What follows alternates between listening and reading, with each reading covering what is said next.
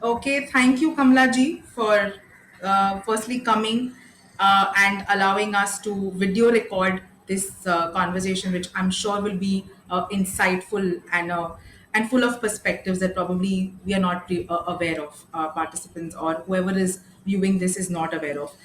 To give you an introduction, so firstly, hello everybody. My name is Sana Hakim, and I'm one of the partners at PoshAtWork. And I have with me today a multifaceted personality. Her name is Kamla Bhasin. She does not need an introduction as such, but let me just try and do justice in whatever way I can. So she wears diverse hats of a poet, writer, human rights activist, feminist crusader, and social scientist. She was working in Germany and subsequently in the UN. Now, leaving her fancy job, she came to India to work at the grassroots level. She's amongst the few people who have let their work speak for themselves. Co founded Sangat, which is an NGO working extensively towards empowering women from the lowest strata of the society. Currently, also on the panel for Jagori, she's also the South Asian coordinator for the 1 Billion Rising campaign, which aims at eliminating violence against women. She's authored books such as Laughing Matters, that she co authored with Bindya Thapar, first published in 2005, was republished in 2013, and now has an Hindi version, Hasna To Sangharsho Mein Bhi Zaruri Hai. Other books involve or include Feminism and its Relevance in South Asia. Other important writings by her include Borders and Boundaries, Women in India's Partition, Understanding Gender, and What is Patriarchy. Kamlaji, thank you so much for gracing us. And I would just like to begin by asking you the first question is that when I was going through the profile and your diverse experience is highly commendable. However, what struck me is the term social scientist. What is the need, relevance, and importance of social sciences in our society? And what are the roles and responsibilities of a social scientist as such? For those who do not know, I've never heard of this term.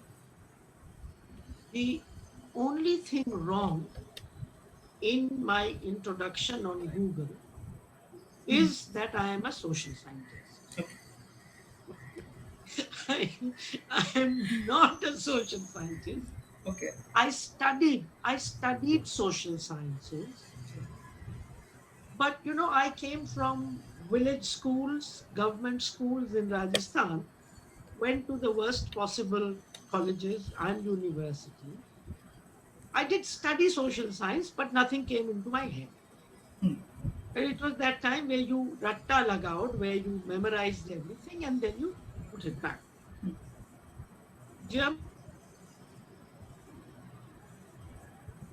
never call myself a social scientist, but I think it is extremely important to be a social scientist. So you can start with the All right. answer again. Yes. Thank you. So, Sana, first of all, I want to thank you and Posh at Work for giving me this honor and bringing me on here. Social scientist, I think, is too big a term for somebody like me. I mean, I've studied social sciences, but as we say, I will never call myself a social scientist. And actually, I didn't learn much in the university about society. It was only when I resigned from Germany and came to India to work in Rajasthan, where I grew up. It was in the villages of Rajasthan that I understood what is caste, what is class, what is gender, what is corruption, what is power. So I kind of became a social scientist educated by the village people and not by the theoretical books I had read. So, in my opinion, social sciences are very important as long as social scientists also are social activists. For me, theory and action must go together. And the purpose of education should be to lead societies, families, and people towards a better life. And what is a better life? A better life would be where there are rights, justice, equality, and democracy for all, not just for a few people in power. So, this is my short answer to your No, question. it's actually very relevant and that helps. Um, so then, now feminism has been both an important facets of progress of women, and you are a feminist yourself. You call yourself a feminist crusader, in fact. Now, do you think Indian women have made progress, especially the grassroots level?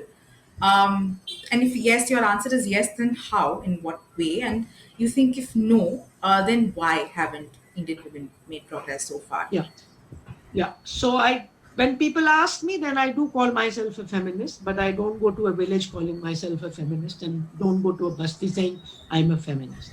Where necessary, people ask, I say, yes, I am. Crusader, I don't think I have ever called myself a crusader.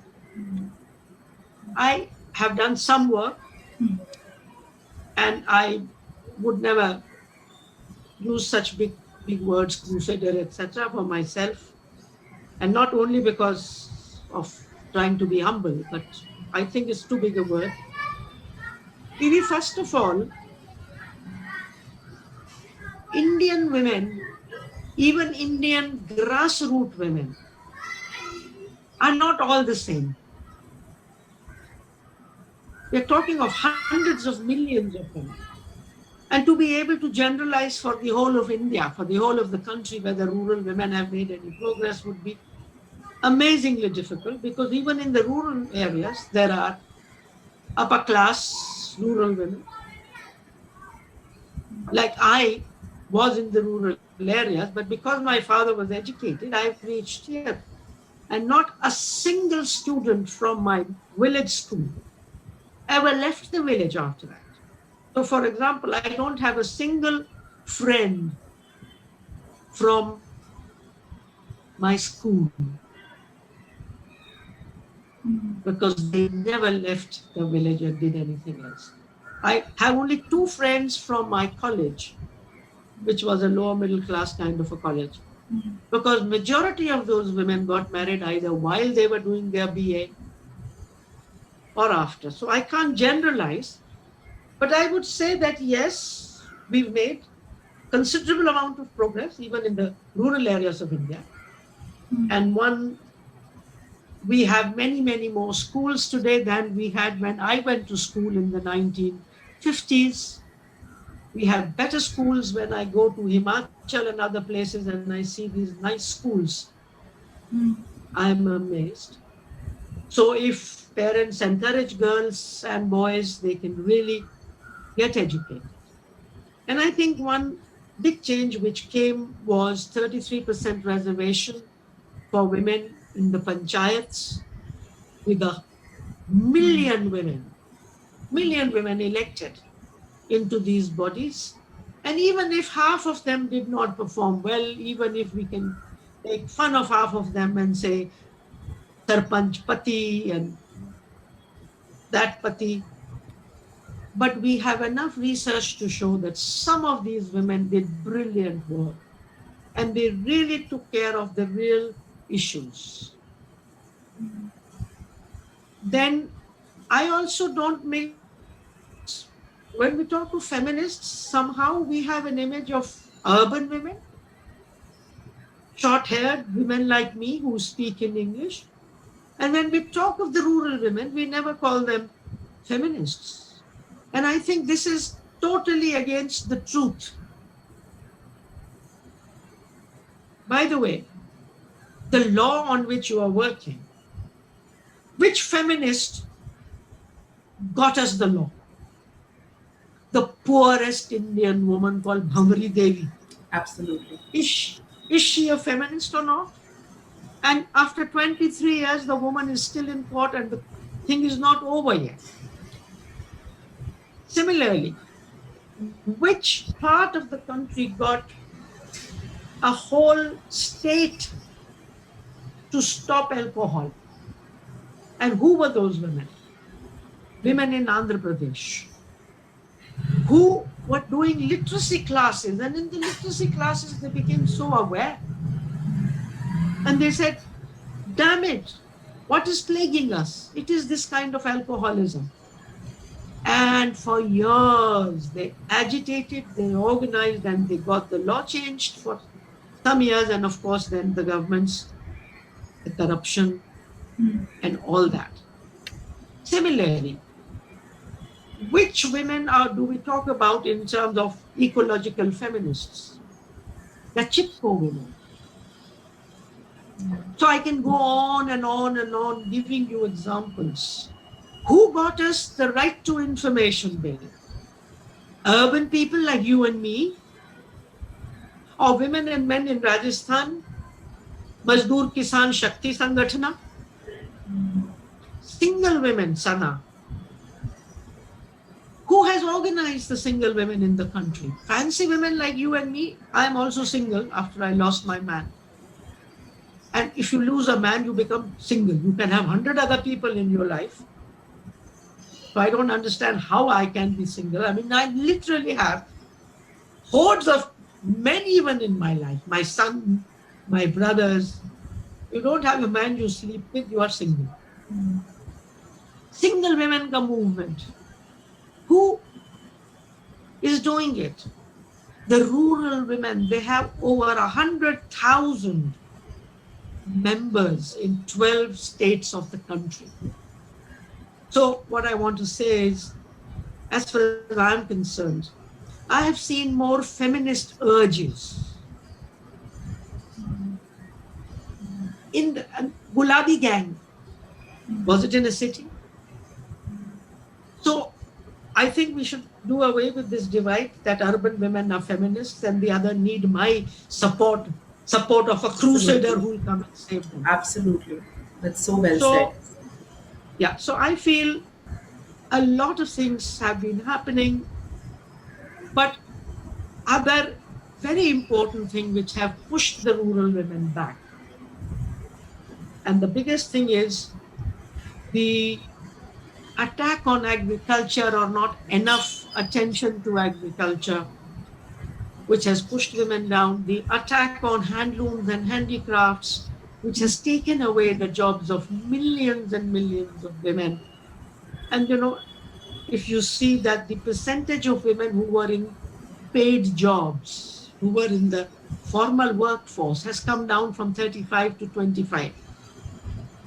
So these are because of economic reasons, because of material reasons that this has happened. And as we know, the farmer suicides and women can't commit suicide because they have to look after their children, plus they have more resilience, I suppose. Plus, patriarchy doesn't tell them like patriarchy tells the farmer what kind of a rotten man you are, that you can't look after your family and he commits suicide. So I think part of the reason why farming men commit suicide is also that pressure from patriarchy that you are a breadwinner, you should be working. So I think like in the urban areas, also at the grassroots level area, we have made progress. And the biggest progress I think we made was on 26th January 1950, when we got a constitution which said men and women are equal. And this was the first time ever in my country where a piece of paper said I was equal to men. Before that, I didn't have a piece of paper. And at the global level, 10th of December 1948, all human beings are born free and equal with dignity and rights. Article 1.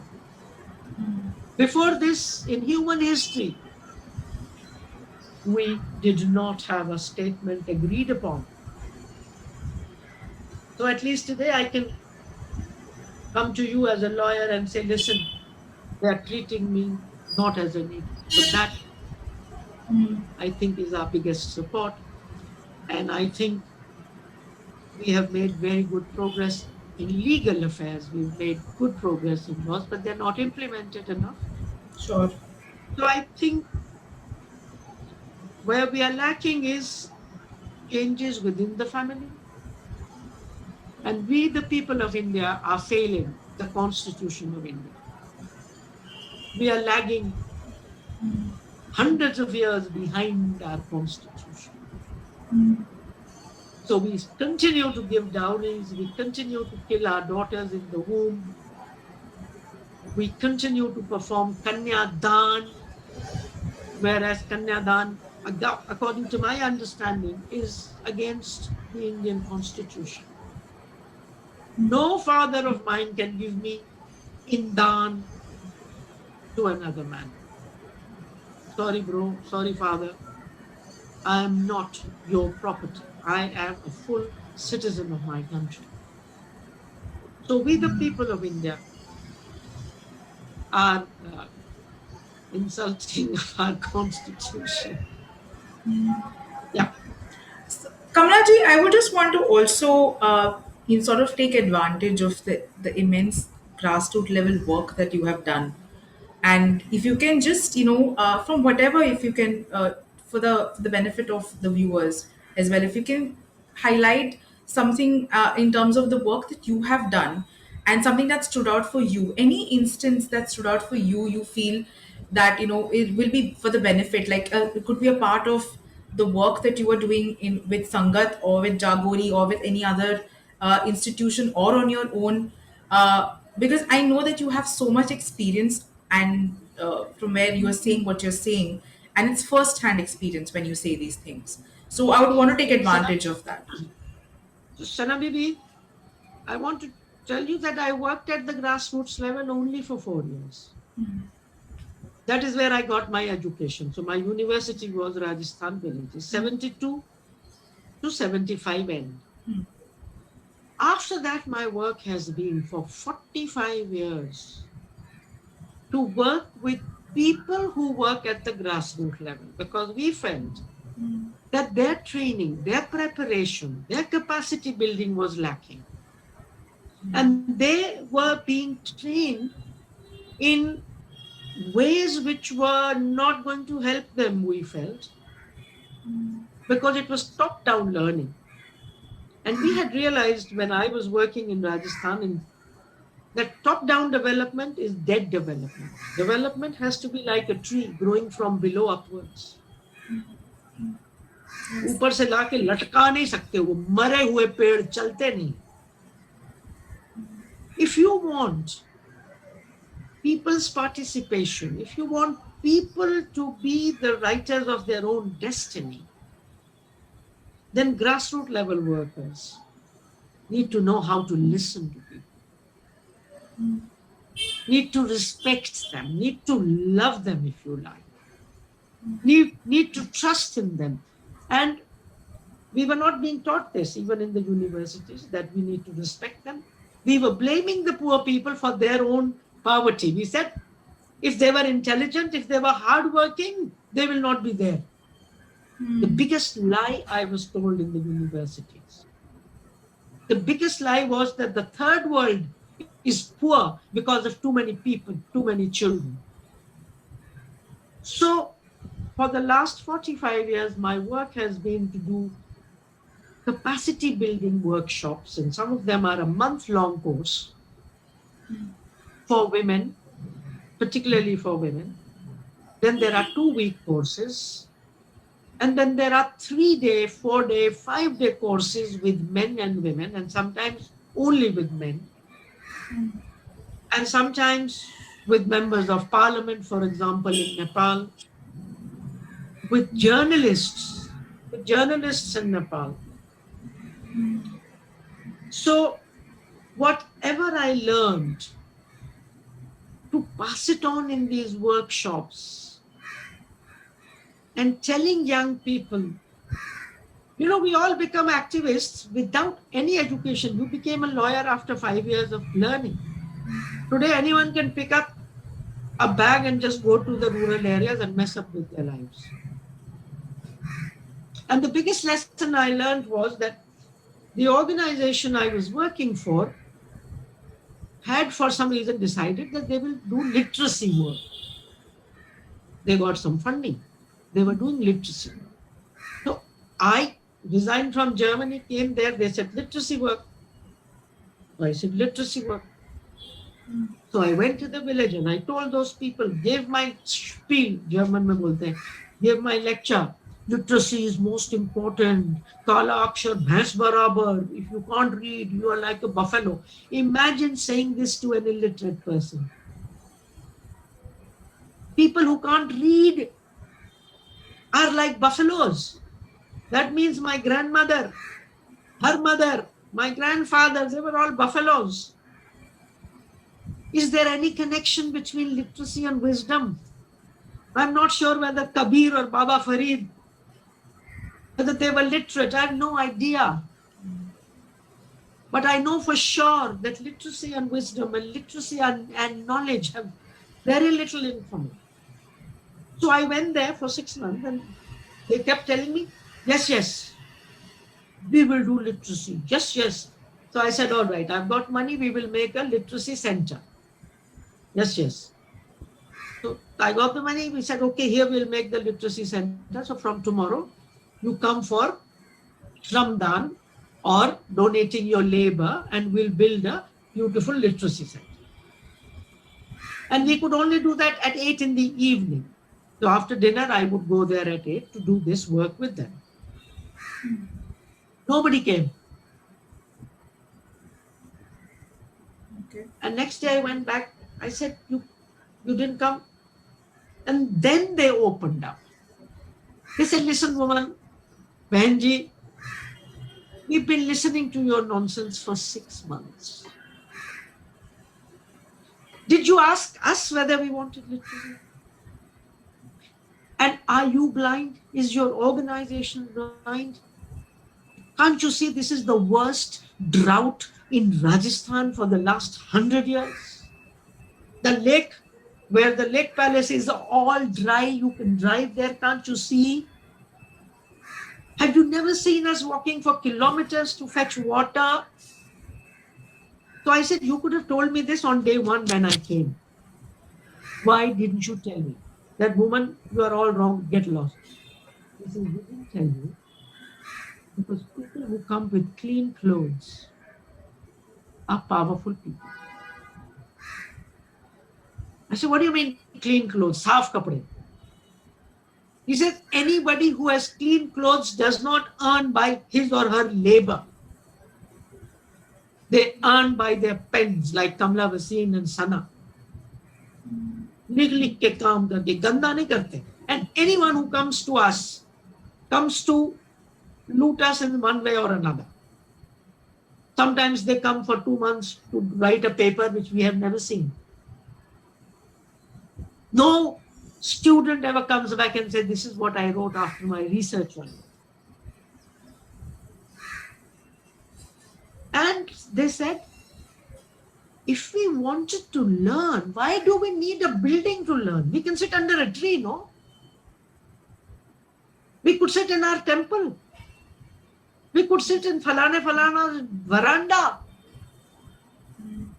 So I said, now what to do? I'm not going back anyway. He says, no, we want a well. Will you help us make a well? I said, yes. So I went to my organization the next day and I said, I'm not doing literacy, sorry, finished. So if you want me to continue, what will you do? I said, I'll do water development.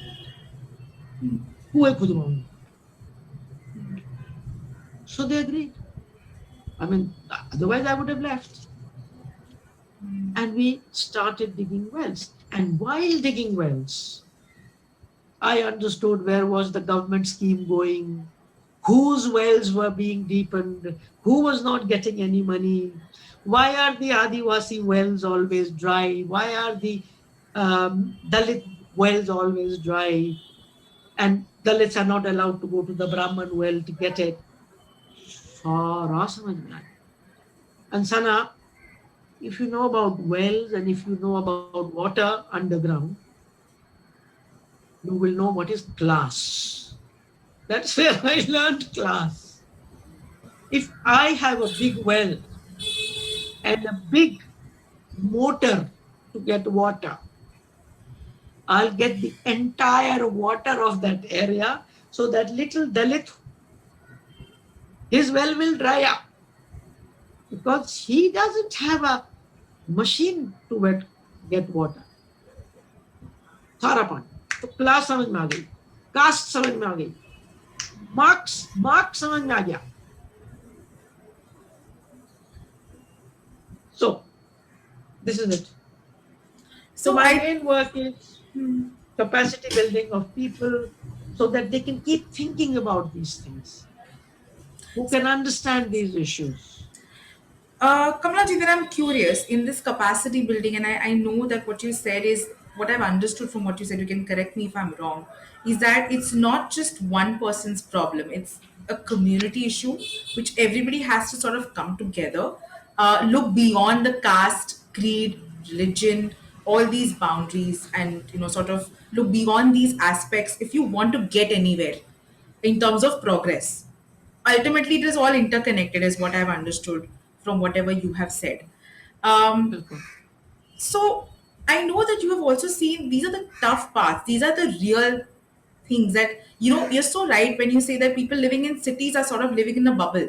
They don't know what's going on in the rural areas. It's very easy to for us to talk कि we will do something, we will do we will take ये करेंगे, feminism फैलाएंगे, हम औरतों को सशक्तिकरण करेंगे, we'll do women empowerment.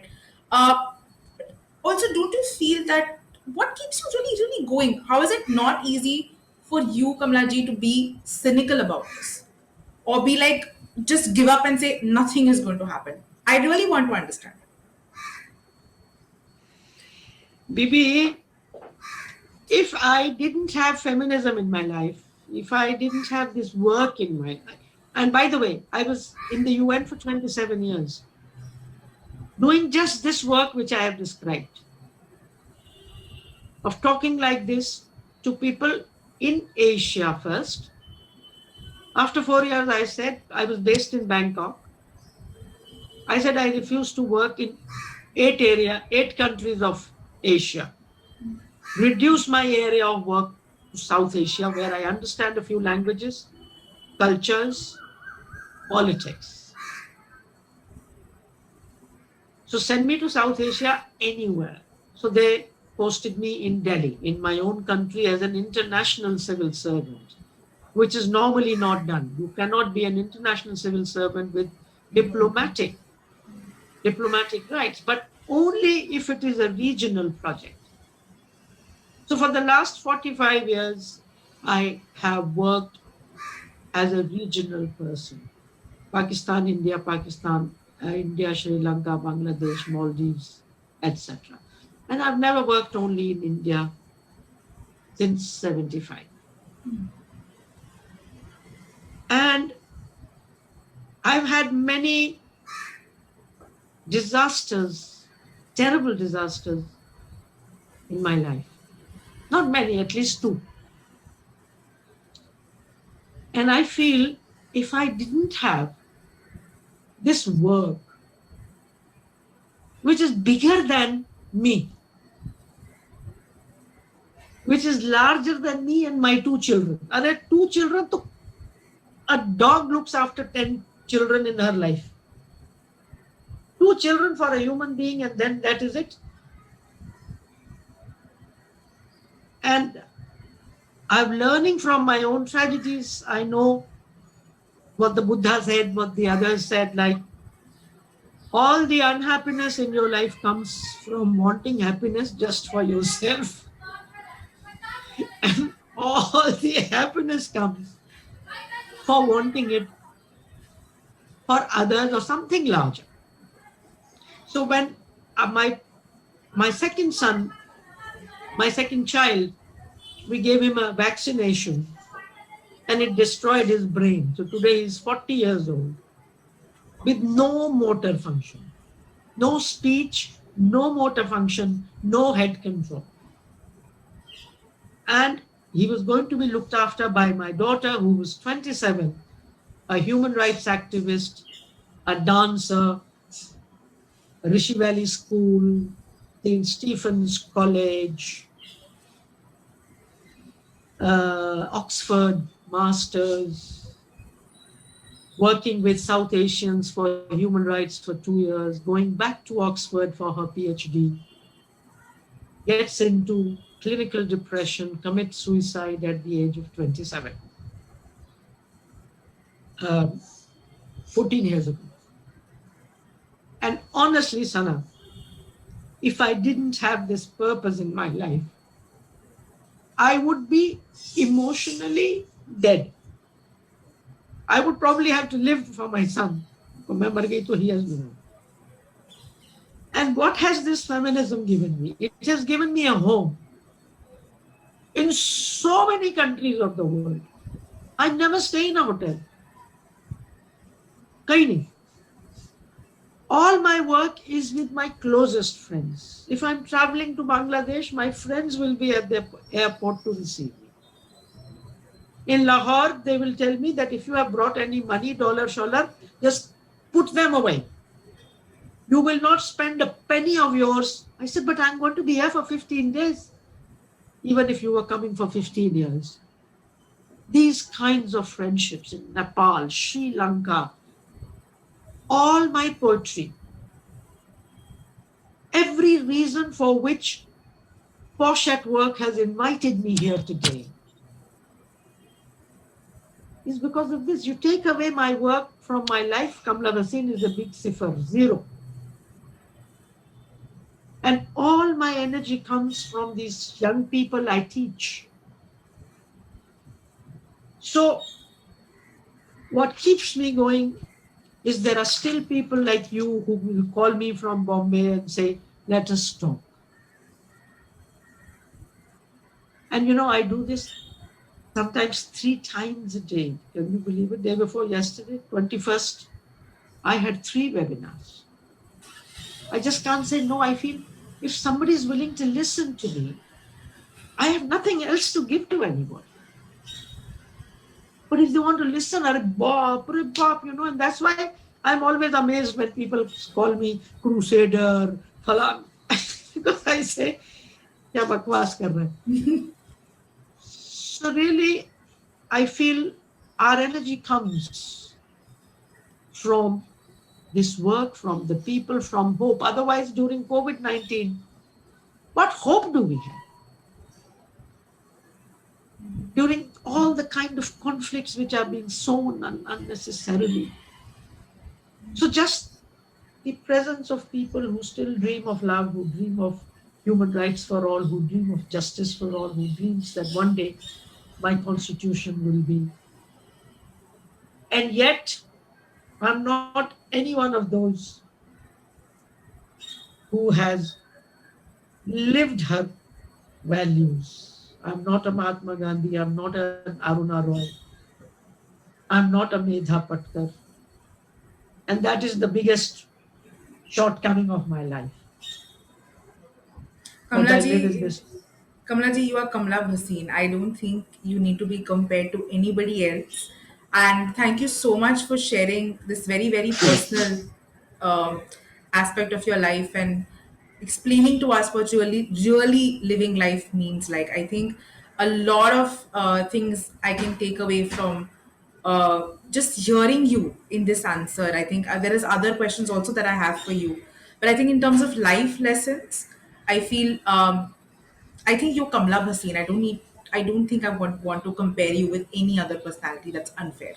So thank you so much. I'll just pause the recording here while I switch on the light while I do that. Kamla ji, while I this the experience that you shared about you being working and doing the capacity building workshops with the grassroots level people who I've been included in making that difference that everybody sort of talks about as well. Um, I would want to also give highlight another aspect of what you do, Kamla ji, in terms of talking about gender, about the fact that yes, you are somebody who believes in feminism, but you also have written and authored books on gender itself. Now, gender is a social construct. The assigned roles that we have for a particular gender, be it a female, male, or any other gender, wherein we've reached a stage globally now of gender fluidity, having more than 50 genders and counting. What are your views on of the changing gender constructions that we have in today's times? And do you think it will have an impact on the society being more inclusive? No, you said you are a feminist and you still write about gender, but feminism is all about gender and patriarchy. And it is gender which is behind our inequality. It is not my sex which has made me so called inferior, disempowered. My sex is my strength. So, gender is the practice of patriarchy, and feminism is an attempt to get rid of patriarchy and to get rid of gender. What is gender? When I am born, to tell me that this dupatta I have to put to cover myself, and I have to put things in my hand, things in my ears, do this, do that.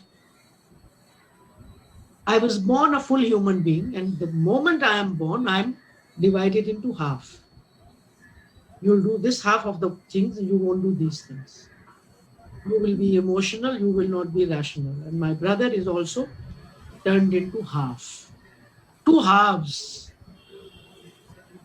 And in Hindi, when I explain gender, I say, Kudrat, Prakriti, bhed banati hai. Difference. Nature doesn't create inequality, it only creates diversity. There are fair people, there are less fair people, there are tall people, there are short people, there are black people. There are all kinds of flowers. Nature doesn't say that a rose is superior to that other flower, that an elephant is superior to a mouse. It is we human beings who turn bhed, difference, into bhed bhav, discrimination.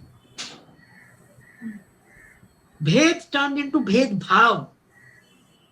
So, blacks are inferior, whites are superior. Fair and lovely lagana padega. Tall, handsome man, superior. So, gender is what makes me less than my brother. And what do they see when they declare, hi, hi, daughter is born? What do they see? Do they see my brain cells? Do they see my character? No. They see lack of a penis. And just that makes me that little thingy. And if that is missing, my whole life is decided at that moment. There'll be no azan given for me. There'll be no thali pitoed for me because the damn penis is missing. And that penis owner probably might even have some problem, some mental illness, like physical illness. In my case, my penis owner, my son, is there for 40 years in his chair. And my vagina owner was doing her PhD. So what do they see? And that sex doesn't do. Gender does. So feminism is all about this kind of gendering, this kind of inequality, this kind of taking away of power from some and giving the power to others. So in terms of gender fluidity, I think any questioning of gender is good, will be good. Okay. Because gender is an artificial natakbazi construct, performance. That's what it is. That as a woman, I have to put lipstick on, as a woman, I have to do this, as a man, I have to do this. What do I have to do as a human being? Tell me, people. Yeah. And as a human being with a female body, yes, I have the capacity to produce children, but I might decide not to produce them. Because having a uterus doesn't mean it has to be used. My choice today. I want to use it, I will. If I don't want to use it, I won't. Simple matter. So I think questioning gender is extremely important. But I'm not so sure, I haven't thought too much about it, and I'm sure the people who are doing this have thought about it. I haven't studied it too much because my work has been with the men and women, these two genders, because 99% of humanity is these two genders. And I feel these two genders have enough problems for me to spend my whole life on them. Yeah. But these genders, these fluid 50 types of genders, would not exist if gender was not such a phanda in the gala. Why should anyone become a transgender? Only if gender has been forced on them. If there was no gender, why will anyone become transgender, yaar? There's no gender. You are a human being. Be what you want, wear what you want, behave the way you want. If you want to change your body later on as a sex that is transsexual, okay, wo kar lo. So I feel any attack on gender, gendering, socialization as gender is important and it needs to be supported. But I, as a feminist, also feel that still we are dealing with 99% people who are stuck in this gender assigned to them by society. And I feel more and more as I become older, as I look at character, spirituality, not just power. So I feel in many ways, men are much more dehumanized by gender than we women are. They get more power, no doubt. Positions, powers, Supreme Court judges, prime ministers, blah, blah. But 100% rapists, men. 99% suicide bombers, men. Terrorists, men. 90% plus criminals, men. All the lynching of people on the road done by men. Just look. And were any one of them born like that? No.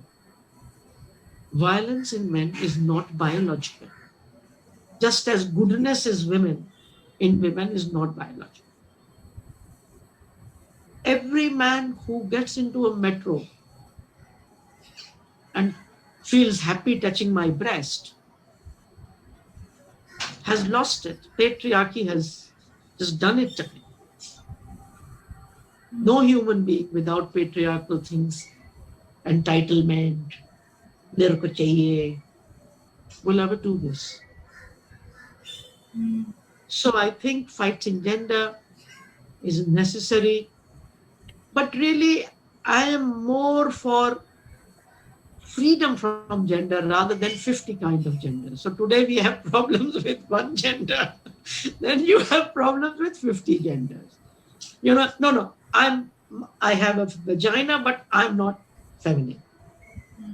Meaning you get out of one box and you get into another box. I mean, why would you get into another box?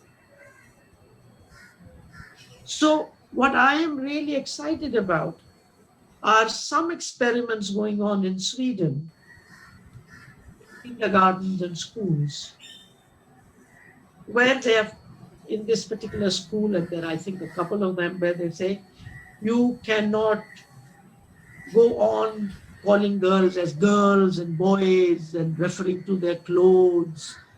You can't say she, so they are creating their own, Z करके बोलेंगे. So stop focusing, you are a girl, you are a boy, you are a girl, you are a human being. You are a human being, and then give them a choice.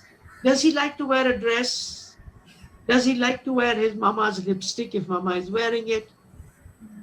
Or not? Is he interested in gentler things? Is she interested in climbing trees? Treat them as human beings as they were born. Penis does not decide what he would like to do. Venus doesn't decide that he will become a rapist. Otherwise, a Buddha, a Prophet Muhammad, a Jesus, they would all have been rapists or could have been rapists. So neither biology for neither women nor men decides it, I feel. थोड़ा role है because of uterus, but then because of the uterus, we spend the next 30 years looking after other people. So people think that women should be doing this for the rest of their lives for all the centuries. And they expect that thing to be extended to the rest of my life. If I have produced a child, then I should clean her shit also, and I should clean her urine also, and I bottle feeding also I should do. But what about him? What will he do? So Kamala ji, when I was also very interested to know about this the Swedish school that you said about how they are now deconstructing it and saying don't refer as a girl or a boy or whoever, just consider them as humans. Of course, easier said than done. I think you and I both know it. It's very fairly obvious that we will want to reach that stage. And nowadays, what also what we've seen in our experience of dealing with organizations as well, that they have been across sectors are very heavily investing in their times, efforts, money in gender diversity and inclusion. So, what according to you, that the one example that you mentioned in terms of having a more inclusive language, what other advice would you give? Organizations who are trying to do that, apart from changing the language that you just mentioned, other must dos or any other I advices or am suggestions that you would want to give? I'm I'm totally for diversity and inclusion. So if there is a transgender man, transgender woman, and they want to live like that, but there are also Dalits, so one also needs to include them. There are also minorities, one also needs to include them. And their numbers are much, much larger. So it cannot just be one diversity. Absolutely. All any group of people which are not given opportunities where history has done injustice to them. It is the responsibility of today's society to undo that injustice, whether it is women. So, reservation for women, I'm for it. Inclusion for women, I am for it. For Dalits, for SCs and STs, and of course, for transgender people today, they should not be discriminated against. They should be accepted. Absolutely. Absolutely. Yeah. So having these language changes, just having more inclusive, as in hiring them more, would be Maybe, something that you are maybe, recommending. maybe 50 years ago, we made she inclusive. We made chairman, chairperson inclusive. We made from Mrs. and Miss to Ms. inclusive because we women were not being included in the language. So we did that. And when I was in the UN, I think in the late 80s, we got a dictionary of UN terms which we were not allowed to use anymore. We were not allowed to use manpower, man days of work. Right. So we did that 50 years ago or 30 years ago. And now we should definitely do this. We need to keep moving. Language is created by cultures. A language is not given to us by Allah or Bhagwan. We created, so like half the language today which we speak, we didn't know 20 years ago. SMS, Zoom, WhatsApp. And now these are newer developments in society.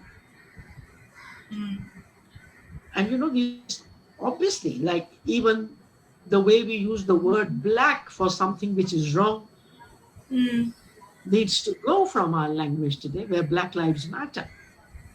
Because Yeah. this thing of black is black and white, and black laws, black day. So Yeah. everything white is good and everything dirty is black. Now, those kinds of things definitely must be changed. Anything which insults people. For example, in my last course, there was a woman who is visually challenged. Now, even this I had to learn. हम तो blind कहते थे, बात खत्म हो जाती थी. Visually challenged. And I was talking about gender blind. And she said, Kamla Didi, can't you find a different name? We blind people are not insensitive. What you want to say is that that person is gender insensitive. Why are you calling that person gender blind? It's insulting to me. I'm not insensitive. I'm actually much more sensitive than all of you. So language has to be changed all the time. Yeah, and It should consciously be though. changed. And when you also, and I know you have already sort of kind of answered this, but a lot of critics of who are who call themselves, any person who calls themselves, you can not just include it only to women who call themselves feminists, even men call themselves feminists, and automatically the whole stereotype is around them is that if you are calling yourself a feminist, you are being non-inclusive. That's what the critics would say. Is that So, true? matlab, If you are I calling thought you were talking. yourself, if you're calling yourself a feminist, irrespective of whatever हाँ, gender or sex you belong हाँ, to, yeah. आप automatically non-inclusive हो जाते हैं. Means you are not an inclusive person because you're a feminist. Is what the critics would say. What do you have to tell them? How would you answer that? No, first of all, there is no one feminism. We should talk of feminism in the plural. Feminisms. There are many feminists with whom I may not agree, and I do not agree. Just as there is no one socialism, there is not even one Islam or Hinduism. My Hinduism doesn't agree with what people are saying today is Hinduism. So similarly, there is no feminism. And what is feminism? Feminism is basically a reaction to patriarchy. And patriarchy is not the same everywhere. Patriarchy among the Dalits is something different. Patriarchy among the Brahmins is different. Cities is different. US is different. India is different. So feminism is the response to the patriarchy. Feminism is not a theoretical response. Mirabai, who according to me was a feminist, 500 years ago, left home and took on patriarchy and took on the feudal lords and took on everybody. She was reacting to what was bothering her. So a Bhavri Devi was not taking a theoretical fight to get posh people their law. She was reacting to a local situation. Savitribai Phule, 125 years ago, was reacting to a local problem, girls not being educated, Brahmin girls, 12, 13, 14, widows becoming pregnant by their own brothers-in-law, fathers-in-law. So feminism is a response to patriarchy. It's not a theoretical thing. For example, I heard the word feminism in 1974 when I was 27-year-old. Already 2 years in Seva Mandir. Already back from Germany, 3 years in Germany. Never heard. But I think I was a feminist when I was born. My father was a doctor. And he just took hold of me one day and made holes in my ears without asking me. And I kept yelling. I said, what you doing, man? I don't want. No. You're a girl. All girls want. Hey. So at night, I just took out those neem ki tinka, which they put there to keep the holes going. Took them out. And next day, either the family didn't notice or they knew this female is not going to listen to us. And after 3 days, my holes were gone. I mean, the skin came together. And I've never had holes in my ears. I thought nature had made enough holes in my body. And I got married even without the hole here. And I don't think this hole has anything to do with anything. So, and I was playing with boys all the time. I didn't enjoy anything and went to work in Udaipur, Rajasthan after coming back from Germany. Nobody had to teach me feminism. Savitribai Phule didn't have to read a book by some American feminist or Kamla Bhasin's booklet on what is feminism. It comes like, you make a dam in front of a river. And that river will be unhappy and would like to run away from here and run away from there. So we have to find what kind of a place do we find to dam a river where it is so narrow between two mountains. Yahan pakad lo. Just like that. So feminism pluralistic hai. There's not one feminism. And yes, the word is exclusive. It says, and I looking at the world through women's eyes. Feminism. Okay. Nariwad. The word feminism. Wait a minute. Just Sorry. one. Yes, of course. The word feminism comes from the French word femme. It doesn't come from feminine because feminine would be the opposite of feminism. Feminine is a gendered woman. She's feminine. Kamla Bhasin is not feminine. So feminine is a gendered word. It's a patriarchal word. You have to be feminine and you have to be masculine. So feminine and masculine are gendered human traits. Word comes from femme, which means woman. Nariwad. Okay. So Sana, think of all the movements in the world. After whom are they called? Student movement is called after students because it is for their freedom. Dalit movement is called Dalit movement because it is for their freedom. Indian freedom movement was called Indian freedom movement. It wasn't called global freedom movement. So the word femme in it, the word nari in it, does not indicate that we are super. It indicates that we are downtrodden. I am very happy for men that they don't have to start something feminism because the world bloody belongs to them. I am so happy for my boys in the world that you don't need a boy child day like you need a girl child day. I am very happy for the boys that every truck in India doesn't say, beta bachao, beta padhao. So these words are not mukuts on our heads, Sana. They show you that we are downtrodden. We are disempowered.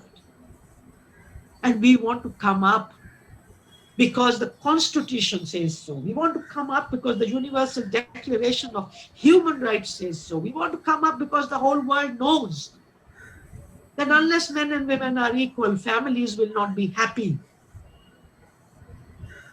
Inequality doesn't make anybody happy. You know it and I know it. And when you're talking about any man who feels it is not inclusive, he should remain out of it. If he doesn't even understand the basic thing, what is the definition of a feminist? We made a definition 35 years ago in a South Asian workshop. We said anyone who recognizes that women are discriminated against, where? Within the family, at the place of work, and in society in general, and who takes action against this discrimination. This definition doesn't say men can't be feminists. Mahatma Phule, Mahatma Phule was not a woman. Why did he fight for women?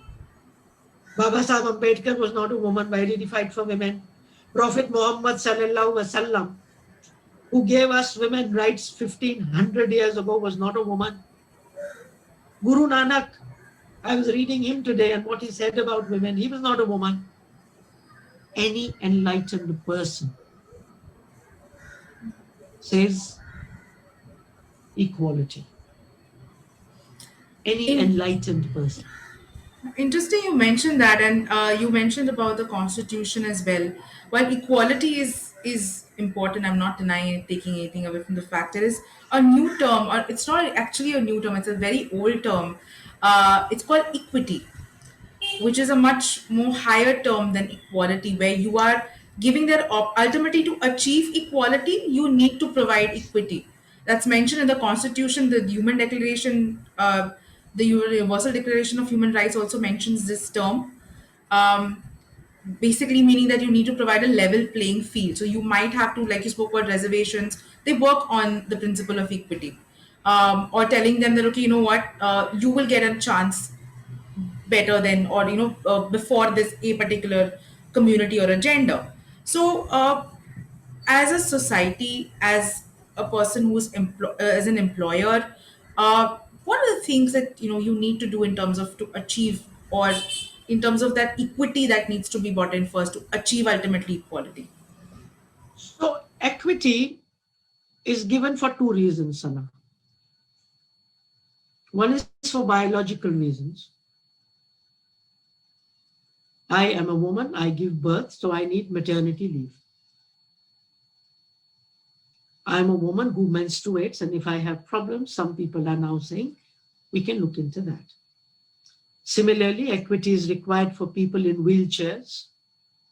And you said equity will finish at some time. No, biological based equity will never finish. As long as women will have children, we will need equitable measures of maternity leave, etc., etc.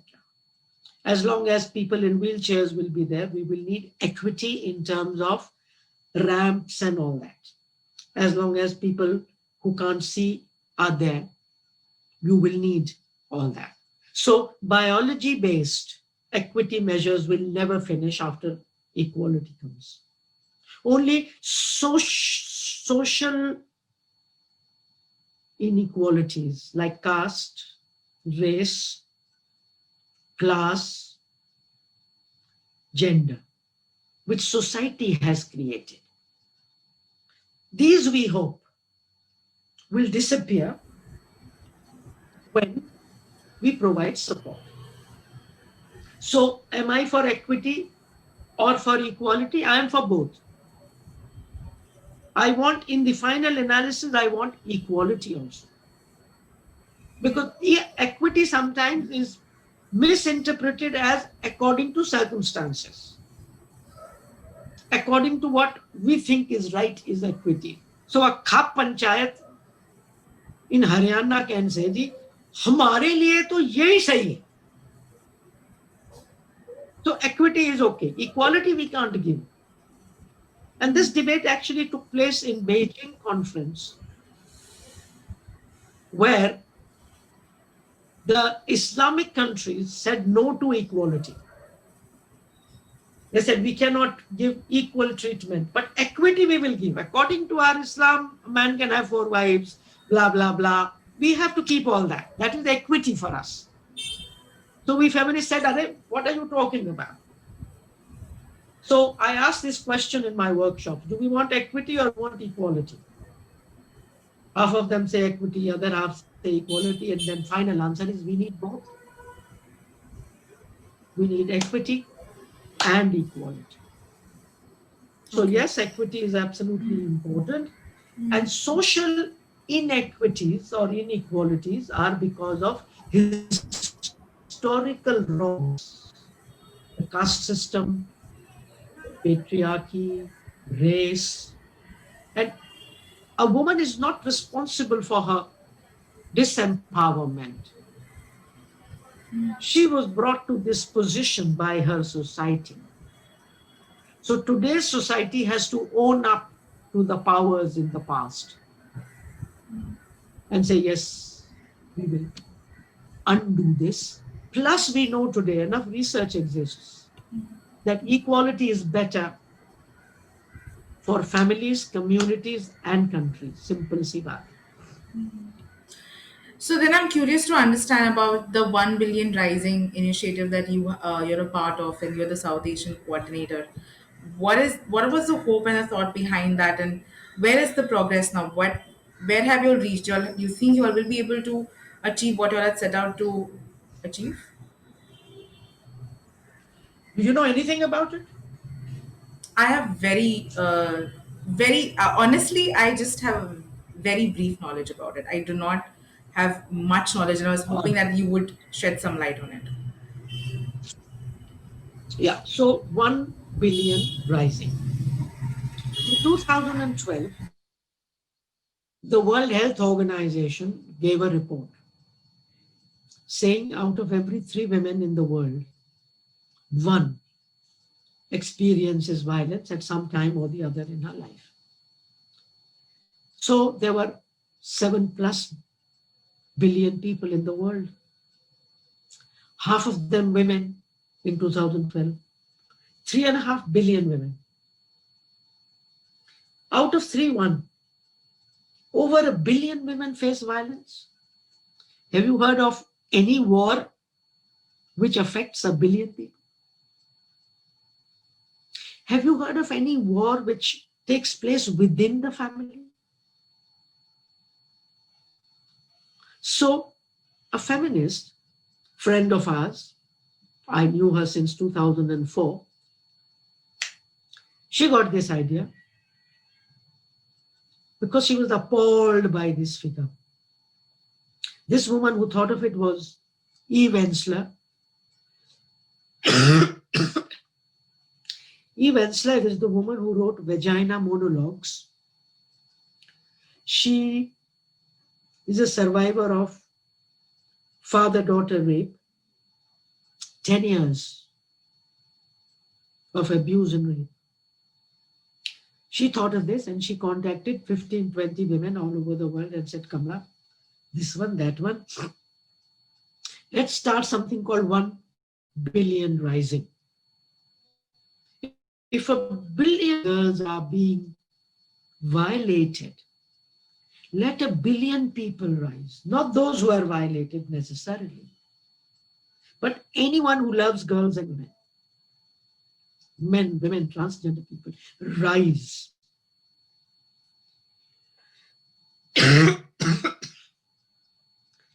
So in 2013, the first OBR took place. We had 3 slogans. Strike, meaning attack, meaning speak. Dance, rise. So people said, why dance? Such a serious matter? Dance. We said, because we are not rising as victims anymore. We are rising as survivors. तो नाचते हुए, गाते हुए, चिल्लाते हुए उठेंगे. ही, please करते हुए नहीं उठेंगे. If there is so much violence, we have to be happy even during this violence. We have to be ourselves. We have to be together. So dance, flash mobs everywhere. And I think this is one campaign globally.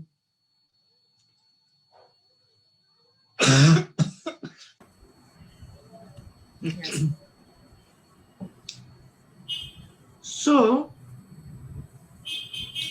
2012, we started planning it.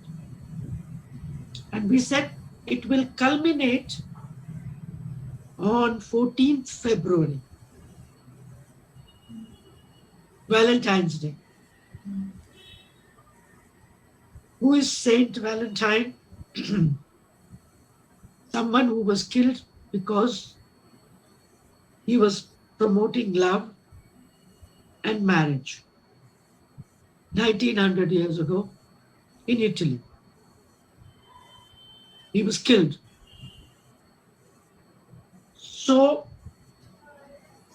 why on that day? Because we believe violence cannot be finished by violence. We can overcome violence only with love. So that is why we people are not for death penalty, for chemical castration.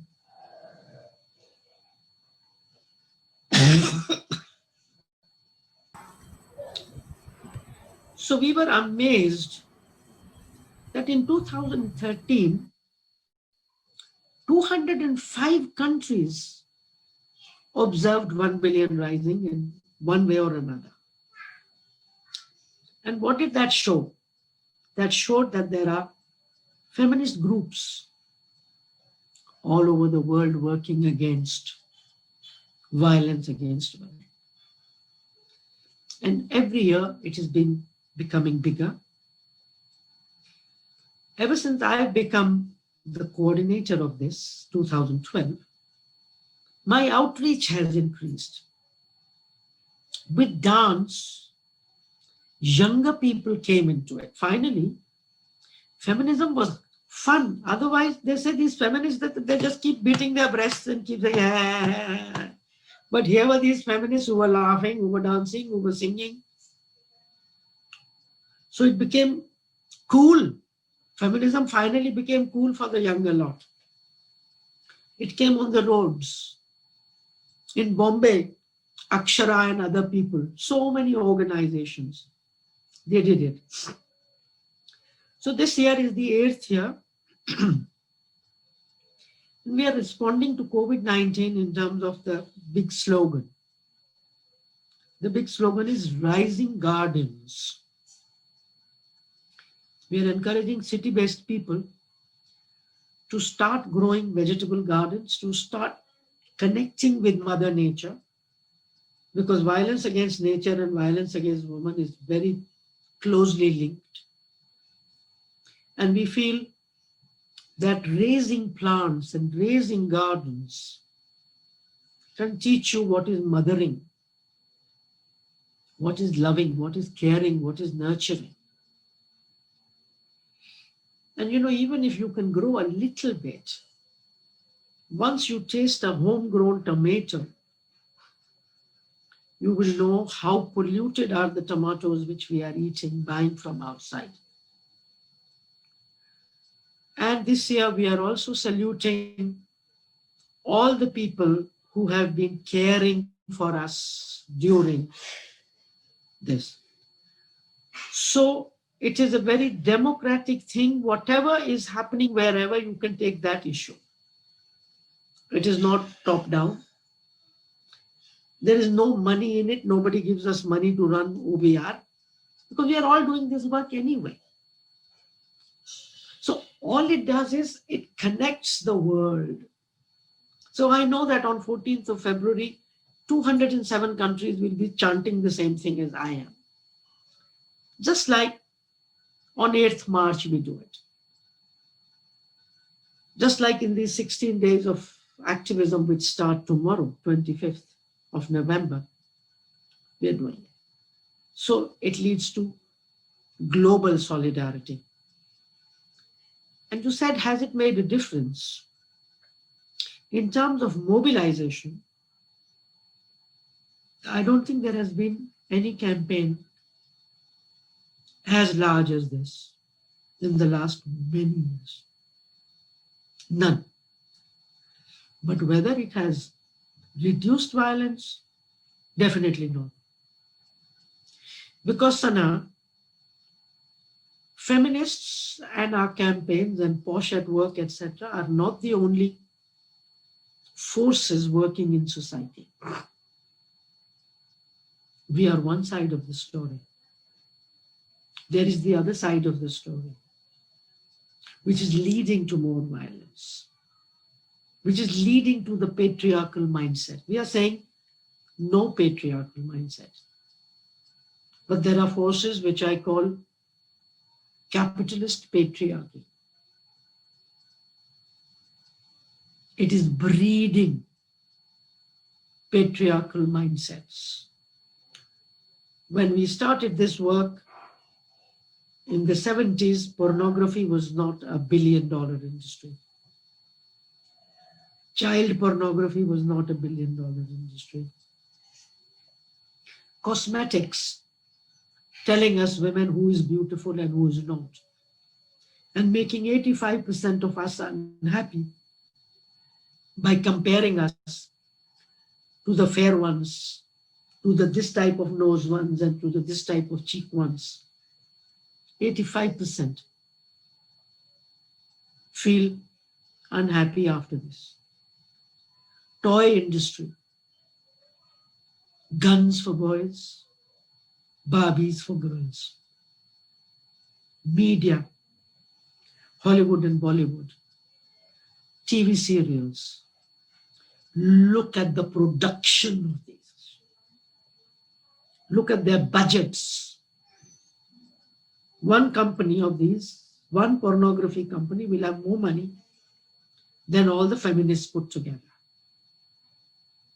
And nobody looks at my talks of you on YouTube.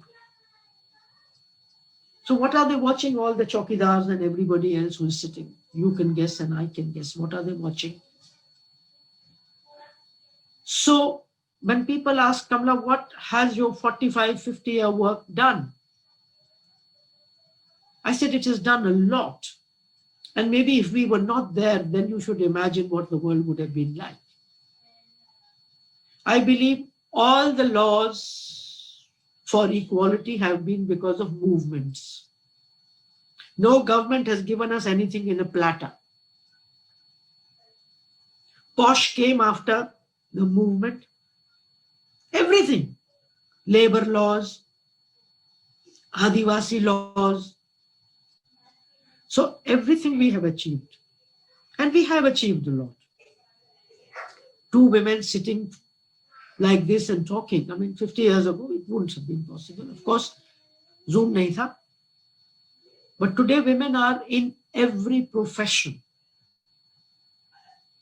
Even in small numbers, but we have proven that we can do everything. We have the finest of laws. Today, violence against women, which is part of life, part of patriarchy, normal, natural, has become a crime. People are talking about husband rape. Arey husband ka to right hai. Husband hai bhai, naam kya hai uska? Swami, Khamin, Majazi Khuda. वो तो खुदा है. पैर खोलो. Spread your legs, woman. What are you talking about? Marital rape. You're crazy. Imagine the work it took to challenge these notions of ownership of women. Imagine we dreaming of more and more. And if these other forces, which swear by our constitutions, and then spread pornography and these films and these ads, and no government stops them. They don't care. They don't care. Recently, the report came from UNFPA that in the world, 140 million women and girls are missing, meaning killed by patriarchy. Corona has killed 1 million people all over the world or something like that. How many has patriarchy killed? 140 million. This is the worst pandemic. Another pandemic is caste. Another is race. Who is looking for vaccinations against these? Actually, we have vaccines against them. My constitution is a vaccine against patriarchy in India. But my misfortune is that my vaccine is locked in a book.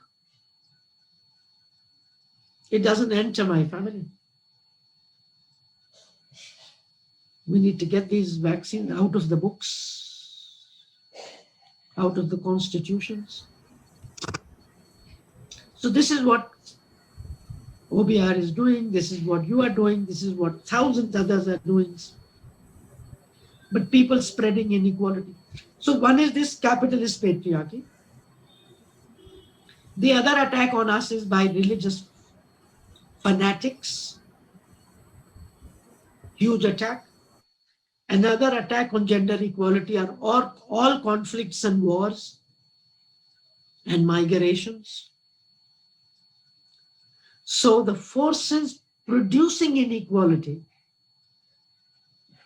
are much larger, and the forces challenging it are. All right. Okay. Poem in the next one. Absolutely no problem. But thank you so much, Kamlaji. This means a lot. I have learned so much from this 1.5 hour or almost 2 hour conversation. Thank you so much for giving us so much of time. I know how busy you are, how caught up you are.